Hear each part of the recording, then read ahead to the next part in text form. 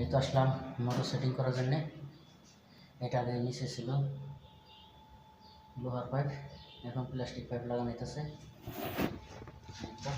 এখান দিয়ে বের করা হয়েছে, তারপর লাগাইতে হবে এই জায়গায়। এটা হলো স্টিলের পাইপ, এখন প্লাস্টিক লাগানো হবে। কীভাবে জয়েন দেওয়া হবে দেখাবো ইনশাল্লাহ।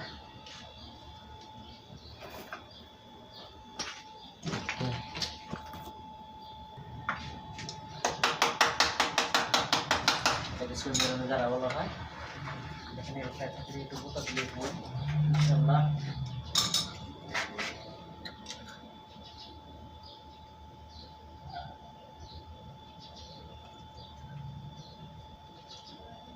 এটা সুন্দরভাবে দিতে হবে।